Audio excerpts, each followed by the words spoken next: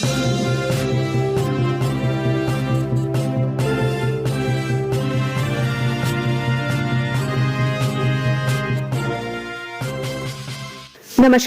आपका हमारे news channel UK24 news में स्वागत है। जाने आज देश और प्रदेश में क्या कुछ रहेगा खास। नमामि गंगे योजना का कार्यक्रम। नमामि गंगे योजना के तहत 30 दिसंबर को कोलकाता में कार्यक्रम है। इस कार्यक्रम का उद्घाटन प्रधानमंत्री मोदी करने वाले हैं। नमामि गंगे योजना के कार्यक्रम में केंद्र सरकार ने पश्चिम बंगाल की ममता बनर्जी, बिहार के नीतीश कुमार, उत्तर प्रदेश की योगी आदित्यनाथ समेत सभी उत्तर और पूर्वी भारतीय राज्यों के मुख्यमंत्रियों को आमंत्रित किया है। सीएम पुष्कर सिंह धामी का कोलकाता दौरा। सीएम पुष्कर सिंह धामी आज कोलकाता में राष्ट्रीय गंगा परिषद की बैठक में शामिल होंगे। इस दौरान सीएम धामी गंगा और उनकी सहायक नदियों के जल समेत क्षेत्रों के पुनर्जीवीकरण के साथ ही नदियों व भूजल को प्रदूषित होने से रोकने के मद्देनजर सुझाव देंगे।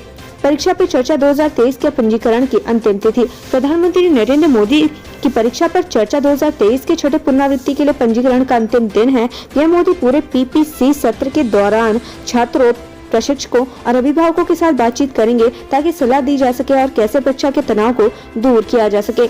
इंडियन एयरफोर्स की कॉमन एडमिशन टेस्ट के लिए रजिस्ट्रेशन की लास्ट डेट आज।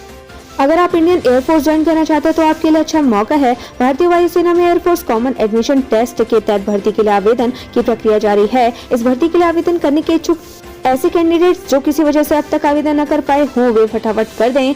EAF के परीक्षा आवेदन की आखिरी तारीख आज यानी 30 दिसंबर 2022 को शाम बजे तक है। यह आवेदन शॉर्ट सर्विस कमीशन के फ्लाइंग ब्रांच और ग्राउंड ड्यूटी ब्रांच के लिए हैं। इसके साथ ही NCC special entry scheme flying branch के लिए भी आवेदन मांगे गए हैं। न्यू ईयर पर जमकर छलकेंगे जाम। उत्तराखंड में 24 घंटे खुले रहेंगे ठेके। उत्तराखंड में पर्यटन स्थलों पर 30 दिसंबर से 2 जनवरी तक 24 घंटे शराब की दुकानें खुली रहेंगी। पर्यटकों के लिए भारी संख्या में आने की संभावना को देखते हुए ये फैसला लिया गया है। इससे पहले प्रदेश में होटल, रेस्टोरेंट और ढाबों को भी 24 घंटे खोले जाने की छूट दी गई है।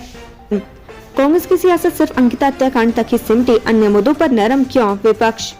अंकिता हत्याकांड मामले में पूर्व सीएम हरीश रावत ने VIP के नामों का खुलासा करने को लेकर कड़कड़ाती ठंड में देहरादून में 24 घंटे का धरना दिया था, जिसके बाद से प्रदेश की सियासत गर्मा गई है। हरदा के धरने को लेकर सरकार के मंत्री सहित BJP के नेता हमलावर नजर आ रहे हैं। वहीं कांग्रेस भी सरकार पर निशाना साधने से नहीं चूक रही है।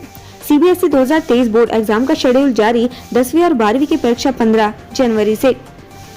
केंद्रीय माध्यमिक शिक्षा बोर्ड CBSE ने गुरुवार देर शाम शैक्षणिक सत्र 2022-23 के लिए कक्षा 10वीं और 12वीं की बोर्ड परीक्षा की तारीखों की घोषणा कर दी। 10वीं की बोर्ड परीक्षा 15 फरवरी 2023 से 21 मार्च 2023 के बीच होगी, जबकि कक्षा 12वीं की बोर्ड परीक्षा 15 फरवरी 2023 से शुरू होकर 5 अप्रैल 2023 तक चलेगी।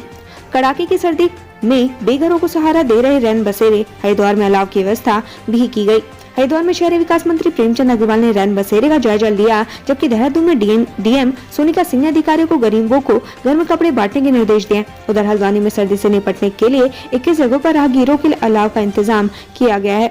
कांग्रेस ने वित्त मंत्री अग्रवाल के बेटे पर लगाए राजस्व चोरी के आरोप। मंत्री ने भी दिया जवाब। कांग्रेस नेता जयेंद्र रमोला ने वित्त मंत्री प्रेमचंद अग्रवाल के बेटे पर राजस्व चोरी के गंभीर आरोप लगाए हैं। मामले में प्रेमचंद अग्रवाल का बयान भी सामने आया है। उनका कहना है कि जयेंद्र रमोला अपनी हार नहीं पचा पा रहे, इसलिए निराधार आरोप लगा रहे हैं। देहरादून में अंतर जिला ड्रोन प्रतियोगिता का आयोजन। सभी जिलों में स्थापित होंगे ड्रोन स्कूल। उत्तराखंड को ड्रोन टेक्नोलॉजी के क्षेत्र में विकसित करने के मकसद से drone application and research centre और ITDA प्रदेश में पिछले कुछ समय से कई कार्यक्रमों का आयोजन करा रहा है। इसी के तहत देहरादून में पहली बार 2 दिवसीय अंतर जिला ड्रोन प्रतियोगिता का आयोजन किया गया। वाटर क्वीन बिल्किस मीर ने टिहरी झील में लिया बोटिंग का आनंद। रेस कोर्स को बताया बेहद शानदार। करीब 42 वर्ग किलोमीटर में फैली टिहरी झील अंतर्राष्ट्रीय वाटर स्पोर्ट्स के लिए बेहतर स्थान बन सकता है। यह बात अंतर्राष्ट्रीय कयाइंग एंड कैनोइंग खिलाड़ी बिल्किस मीर ने कही। साथ ही टिहरी झील में अंतर्राष्ट्रीय स्तर के वाटर स्पोर्ट्स को लेकर राज्य सरकार को कुछ सुझाव भी दिए। पीएम मोदी की घोषणाओं की समीक्षा बैठक। केंद्रीय मंत्री अजय भट्ट ने अधिकारियों को दिए दिशा निर्देश। प्रधानमंत्री नरेंद्र मोदी ने हल्द्वानी शहर के लिए 2000 करोड़ की योजनाओं की घोषणा की थी, जिस पर अब शीघ्र कार्य शुरू होने की उम्मीद है। आज केंद्रीय राज्य मंत्री अजय भट्ट ने हल्द्वानी में कैबिनेट मंत्री डॉक्टर धन सिंह रावत और संबंधित विभाग के अधिकारियों के साथ बैठक की। इस दौरान उन्होंने अधिकारियों को जल्द DPR बनाकर कार्य प्रारंभ करने के निर्देश दिए।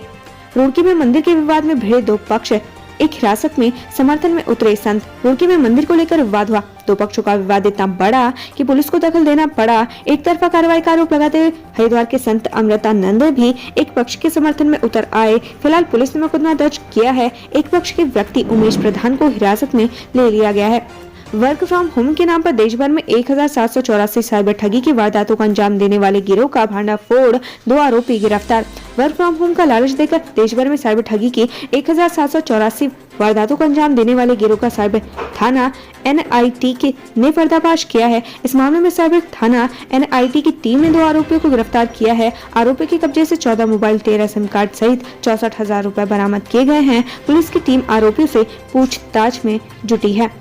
काशीपुर में इनामी महिला स्मैक तस्कर गिरफ्तार, पुलिस ने भेजा जेल। काशीपुर पुलिस ने 15,000 के इनामी स्मैक तस्कर रेशमा को गिरफ्तार कर जेल भेज दिया है। मामले का खुलासा काशीपुर के CO वंदना वर्मा ने किया। बताया जा रहा है कि आरोपी के खिलाफ काशीपुर, चंपावत और नैनीताल में कई मुकदमे दर्ज हैं और वह लंबे समय से फरार चल रही थी। नए साल के जश्न पर हुड़दंग किया तो खैर नहीं, मसूरी और ऋषिकेश के लिए ट्रैफिक प्लान तैयार। नए साल का जश्न मनाने देश विदेश से पर्यटक उत्तराखंड आते हैं। ऐसे में DGP अशोक कुमार ने पर्यटकों और स्थानीय के साथ किसी भी तरह का दुर्व्यवहार न हो, इसको लेकर पुलिस को निर्देश दिए हैं। DGP ने पुलिस को मित्र पुलिस की तरह व्यवहार करने के लिए कहा, साथ ही हुड़दंगियों और अराजक तत्वों के साथ सख्ती से निपटने को कहा है। अच्छी खबर, उत्तराखंड से 9600 मीट्रिक टन मंडुआ खरीदेगी केंद्र सरकार। 3,574 समर्थन मूल्य निर्धारित। उत्तराखंड के किसानों के लिए अच्छी खबर है। भारत सरकार ने प्रदेश के 9600 मीट्रिक टन मोटा अनाज खरीद की अनुमति दे दी है। साथ ही 3,574 समर्थन मूल्य भी निर्धारित कर दिया है। इसके साथ ही इस योजना के तहत लगभग 8 लाख परिवारों को हर महीने 1 किलो मंडुआ वितरित किए जाने की योजना है। प्रीति नेगी का वेलकम, पाकिस्तान का रिकॉर्ड तोड़ने वाली बेटी प्रीति नेगी का भव्य स्वागत। माउंट किलिमंजारो पर फहराया था झंडा। देश और दुनिया में उत्तराखंड और रुद्रप्रयाग का नाम रोशन करने वाली प्रीति नेगी का गृह जनपद पहुंचने पर जोरदार स्वागत किया गया। प्रीति नेगी ने अफ्रीका महाद्वीप की सबसे ऊंची चोटी माउंट किलिमंजारो को साइकिल से 3 दिन में फतह कर न सिर्फ पाकिस्तान का रिकॉर्ड तोड़ा बल्कि एक नया रिकॉर्ड भी बनाया है। हादसे के बाद बुरी तरीके से जली ऋषभ पंत की कार, ऐसे बचाई जान।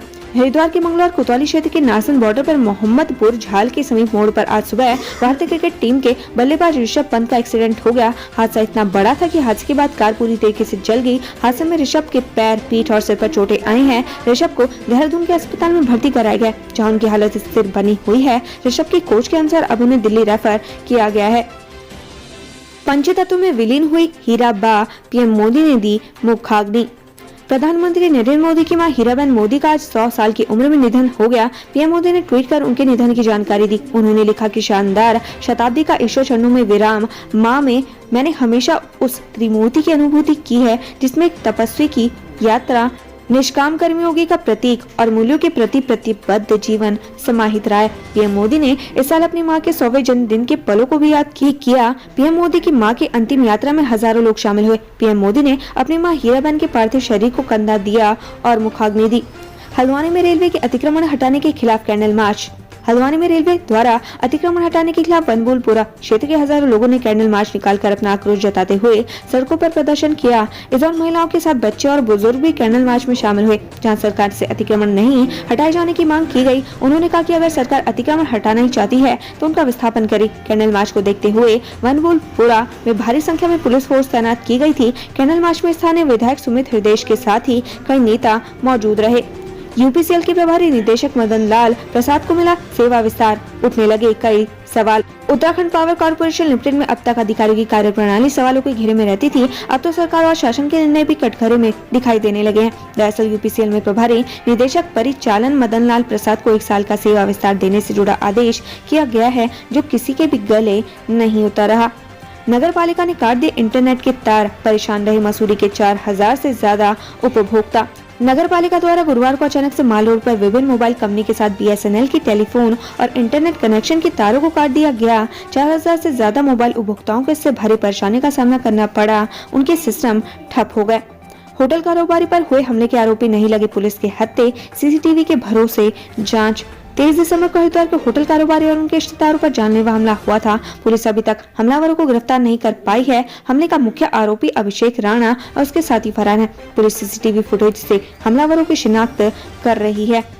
उत्तराखंड से संबंधित ऐसी ही खबरें पाने के लिए हमारे चैनल को लाइक व सब्सक्राइब जरूर करें। धन्यवाद।